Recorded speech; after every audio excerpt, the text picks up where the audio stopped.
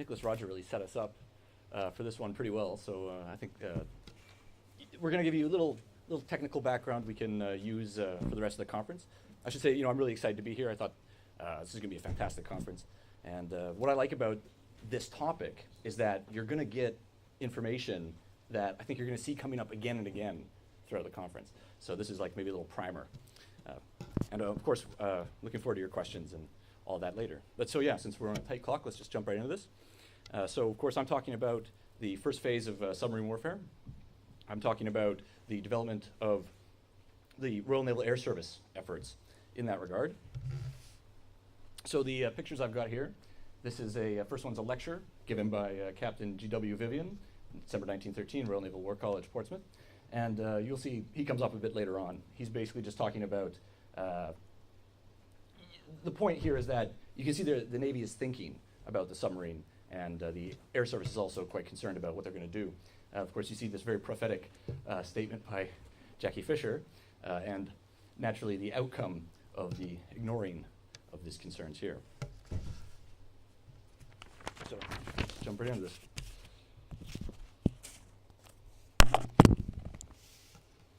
Right, so first character in this story is the future director of the Admiralty Air Department, Captain Murray Souter. Now, before the war, Souter was a member of the growing mine and submarine warfare school within the Royal Navy, which had been cultivated by First Sea Lord John Fisher. This was the underlooked flip side of Fisher's gunnery school, including proponents, people such as John Jellicoe and Percy Scott. In 1907, Souter published an influential book on the subject of mine and submarine warfare, and as airships and aircraft began to gain traction, Souter was naturally thinking about their possibilities for countering submarines. In 1912, he became the director of the Air Department. One of Souter's first tasks was to sort out what exactly it was that the new technology would do. Souter identified two basic roles: ship work, coast defense work, roles to be handled by airships or aircraft. Now, unfortunately for Souter, who in 1912, before becoming DAD, had been the inspecting captain of airships, the airship side of things didn't quite pan out. First naval airship, the Mayfly, broke its back while leaving its shed in September 1912. This was a pivotal moment early on, as it meant a major refocusing away from airships and towards aircraft. But Souter wasn't one to take these kinds of setbacks sitting down. Only a month before the Mayfly disaster in August 1912, Souter had circulated a paper on the subject of aerial anti-submarine warfare, in which he described seaplanes operating with destroyers as one of the essential components of the Navy's anti-submarine warfare effort. Souter wrote, "Aircraft were to assist destroyers to detect and destroy submarines, find mine layers at work or mines already laid, and locate hostile craft in waters which have to be kept clear for our war and merchant vessels." Souter had some grounds for these concepts. In June 1912, seaplanes with the Harwich station had experimented with detecting submarines from the air, and similar efforts were also made at Rosyth in September. So of course you can see the famous Mayfly disaster here. And the picture of Samson is just to give you some idea of what the machines looked like at the time and kind of what they were thinking about. So we've got some of the key players early on. The first person I'd like to talk a little bit about is Lieutenant Charles Denniston.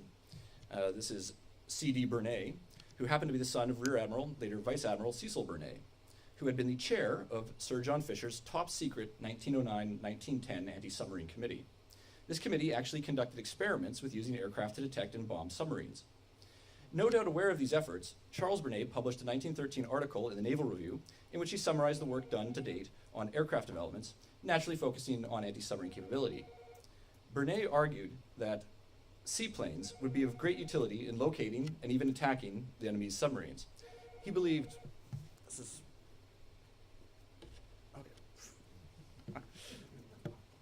somebody's trying to get a hold of me, I don't know. Oddly specifically, Burnett believed that they would use 30-pound bombs dropped from about 500 feet or so. So most likely he had learned something from what his father was working on. At the time, Burnett, in fact, was working for the Bristol Aviation Corporation on the development of aerial anti-submarine measures, and during the war was appointed to the torpedo school HMS Vernon to continue developments, leading in June 1915 to his appointment as head of the explosive paravane department. This is the anti-mine department attached to Vernon. Now, a person I didn't put on this slide, but should be mentioned, is FLM Boothby, who was published a RUSI article in the same year and was working on many of the same components. You can see Vivian, who I mentioned earlier in the archival document I showed at the beginning, right there. Now, the other gentleman on the screen is Commander Hugh Alexander Williamson, who, while he was commanding the submarine B-3 in 1911, obtained his pilot's license and was soon thinking about countering submarines from the air. Williamson's January 1912 Aeroplanes for Naval Service memorandum and his March 1912 paper, The Aeroplane in Use Against Submarines, detailed his proposals in these regards. Now, essentially, Williamson, a future RAF colonel, proposed that airplanes launched from the parent carrier, and Williamson preferred a flush deck carrier, equipped with underwater explosives, what we would come to term as depth charges, would be the best means for attacking submarines. Now, while far-sighted in 1912, these were visionary but admittedly impractical ideas considering the technical limitations of aircraft and explosives at the time. So we've seen what some of the junior officers were doing and what was happening at the Admiralty. Well, Churchill at the time was skeptical that submarines would in fact be used in an indiscriminate manner. This is actually, I thought, quite surprising considering that Jack Fisher had been thinking about this for quite a while.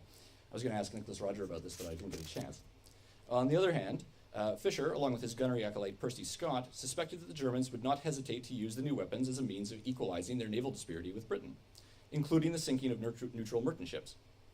Fisher produced a famous 1913 report on the subject. Fisher, of course, himself was a torpedo specialist, so we're seeing this undersea school is very prominent here. Fisher, naturally, had been ringing the alarm about merchant shipping concerns since at least 1904, 1903. The point here is that Fisher, as we have seen from his 1910 Secret Committee, had been a motive force in the drive for anti-submarine measures, including the use of aircraft in that role. Now, for his part, Churchill authored a minute dated 26 October 1913, in which he discussed the tactical roles of naval aircraft. Revealingly, Churchill did not mention anti-submarine capability specifically. Rather, he focused on coastal patrol more generally. So this brings us to the 1913 naval maneuvers, in which the possibility of aircraft working with the fleet's destroyers to locate and sink submarines was practically demonstrated. Aircraft equipped with wireless were able to successfully report submarine sightings to their bases, in which these reports were then relayed to nearby destroyers, which were then triangulated onto the positions of the submarines. The success of this led to the creation in December 1913 of a sub-branch of the Navy established to determine the best method for air attack against submarines. This is my amazing attempt at statistical analysis. So this is just to give you some idea of what the relative expenditures are during this period. So you can see here, I've pulled these figures from Nicholas Lambert's book, and he got the information from John Sumida, and then the air figures come from Louis Pulsifer's PhD thesis on this topic. So you can see basically at the bottom that while aircraft spending is increasing, submarine spending has increased quite a bit faster, and of course this is all quite relative compared to the enormous general budget itself, which I think is important to put into perspective. So the Henry Farman Corporation, for example, could turn out a seaplane a day at a modest price of about 1,400 pounds, keeping in mind that a single torpedo cost 1,000 pounds, whereas a new dreadnought battlecruiser in 1913 cost upwards of 2 million pounds, i.e. 1,438 seaplanes. Now, while the submarine star was rising, the airplane was still just a novelty, clearly useful, but uncertain. This brings us to the wartime threat. Now, by the beginning of 1915, the Royal Navy had suffered a number of serious losses from U-boats and mines. To summarize quickly, U-21 sank the scout cruiser HMS Pathfinder on 5th September. U-9 torpedoed the armored cruiser Cressy, Abacour, and Hogue in one sitting on September 22nd. Protected cruiser Hawk was sunk by U-9 on October 15th. And then the Royal Navy's first seaplane carrier, the converted protected cruiser HMS Hermes, was sunk by U-27 on October 31st. To add insult to injury, you can see at the bottom here, HMS Audacious, a new King George V class dreadnought, sank after hitting a mine on 27 October 1914. U-24 then sank the pre-dreadnought HMS Formidable on New Year's Day 1915. So I call this a slow boil crisis. In October 1914, Vice Admiral Beatty wrote to Churchill that the menace of mines and submarines is proving larger every day and that adequate means to meet or combat them are not forthcoming, and we are gradually being pushed out of the North Sea and off our own particular perch. So the threat is real. So what is the one thing going to do about it? Well, with the submarine threat evolving, it was clear there was only one man who could possibly deal with this problem, and that was John Fisher. So on 30 October, Fisher returned as First Sea Lord, and indeed, he claims that very day he ordered the production of 38 airships of quick construction for anti-submarine work. The truth is, he was of course not telling the truth, that he did not start thinking about along these lines until 28 February 1915, after the German declaration of the war zone. But then, the machines were indeed rushed into production. Writing to Grand Fleet C&C Admiral Jellicoe, Fisher described these Sea Scouts as the vaunted submarine destroyers Britain needed. Fisher appointed Commander E.A.D. Masterman, head of the Air Department's Section H for airships, and Wing Commander N.F. Osborne to develop the crash program. First machines were completed in only 3 weeks. Built from, that would be fast, built from prefabricated components of a single Willows envelope, coupled to a B-2 aircraft fuselage and sporting a 70 horsepower Renault engine for 8 hours endurance at 40 to 50 miles per hour. The Sea Scout was fitted with wireless and could carry about 160 pounds of bombs. By June 1915, there were 50 Sea Scouts on order, although only 13 had actually been delivered by the end of 1915. As Admiral Reginald Bacon, now CNC Dover Patrol, stated, the purpose of the Sea Scouts was to keep submarines down and prevent them lying on the surface in this patch of water. They could do this by dropping bombs near them, or by just being there. So as historian Hugh Popham pointed out, these blimps fulfilled, in fact, most of the functions of contemporary helicopters. I thought Nicholas Rogers' comment on this was particularly apt, considering that the submarines were mainly operating from the surface. So you kind of have a deterrent effect you could describe here. So I've got a couple of slides just to give you some idea of, again, what the context is. I'm going to skip right over these because my colleagues are going to discuss this in greater detail. But so of course you can see the Warzone here, sinking of Lusitania, eventually sinking of Arabic, which leads to the American critiques of the submarine campaign. These figures are from Corbett, and they show the number of sinking merchant ships, which is not terribly significant, but I mean it's happening up till that's before the beginning of the first phase of the submarine campaign. And here we have some figures I pulled from Duncan Redford and Philip Grove's book. And these just show, I like the, notice the surface craft losses are tailoring off as the surface craft are being wiped out by the Royal Navy, and submarine losses are starting to pick up. So the question of how effective the aerial anti-submarine methods is quite up in the air at this point. Right, so the Sea Scouts provided a stopgap while more advanced systems were developed. This included the coastal type non-rigid, which were trialed at Harwich by Commodore Tyrwhitt, composed of 2 Avro aircraft fuselages and an improved trilobe Astra Torres envelope. Churchill, who had never really gotten behind the rigid airship, perhaps a holdover from his experience with Souter in the development of the Mayfly, could endorse the non-rigids, which he described as little blimps for teasing submarines. Even as these measures were entering service, of course, Churchill and Fisher were pushed to the sidelines, the May crisis forcing the resignation of both Fisher and Churchill over the failure of the Dardanelles naval attack. Fisher went on to head the Board of Invention and Research, while Churchill became Chancellor for the Duchy of Lancaster.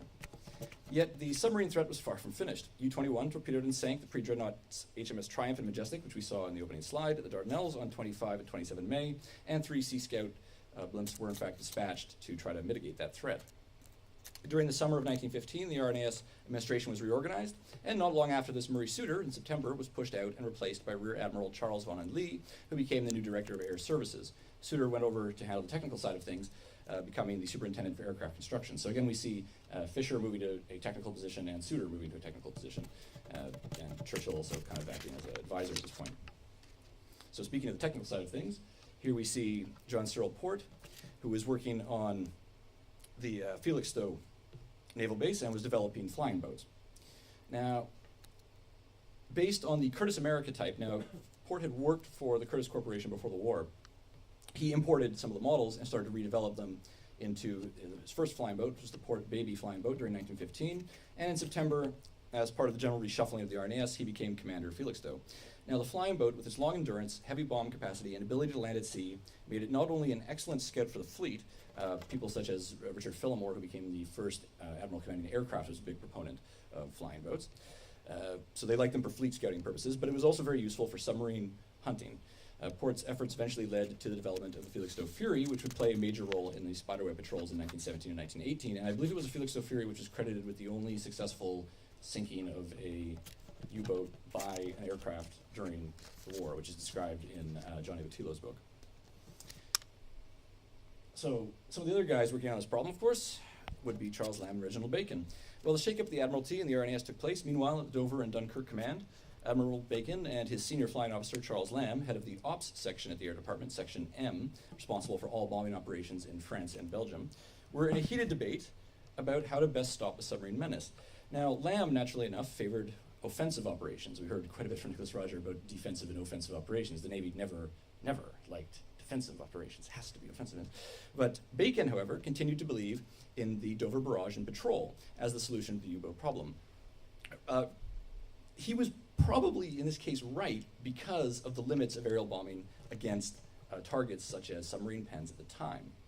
Now, worse, RNA assets at this time were stretched very thin, diverted to assist in other missions, such as helping the RFC in France, conducting the air defense of the British airspace, and not to mention working with the fleet in the North Sea to attack Zeppelins and things like this, and of course also operating the Dardanelles. So although Bacon would eventually lose his battle with Lamb, Bacon was replaced by Commodore Roger Keyes. It was not until 1917 and 1918 that the bombing efforts from the Dover and Dunkirk took on significant proportions. This was a major program run by the RAF late in the war. So another graph here. Again, showing 1916 what's happening. You can see the sinking tailoring off after the American critiques and the introduction of some of these measures.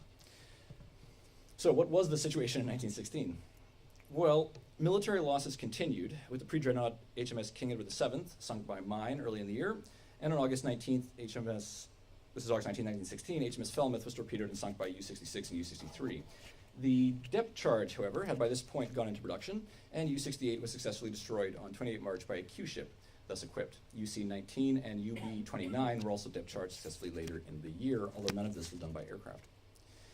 It serves to illustrate the point that central direction was lacking, considering that in the summer of 1916, Rear Admiral East Coast of England considered anti-submarine patrols only third in priority to reconnaissance and anti-Zeppelin activities. Other district commanders favored bombing operations, such as we've seen, and others favored patrols. This was because of the reorganization done during Balfour's tenure as first Lord of the Admiralty. So the commanders basically had discretion to decide how they wanted to use their senior flying officers, which meant that the Air Department wasn't really centralizing things. There was a lot of debate going on at the Air Department. If you've seen their minutes, they're furiously debating what the aircraft should be doing. Now, the good news is that by the end of 1916, the RNAS assets had significantly increased in scale. The RNAS now possessed 58 non-rigid airships operating from 20 stations and crewed by 4,000 officers and men. Likewise, 500 seaplanes were in operation, and flying boats were also coming online. The German Navy, however, at this point, at the suggestion of Admiral von Hotzendorf, was now preparing its great gambit, the second phase of unrestricted submarine warfare, hoping to decide the war by sinking over 600,000 tons of shipping per month and thus strangling the British economy.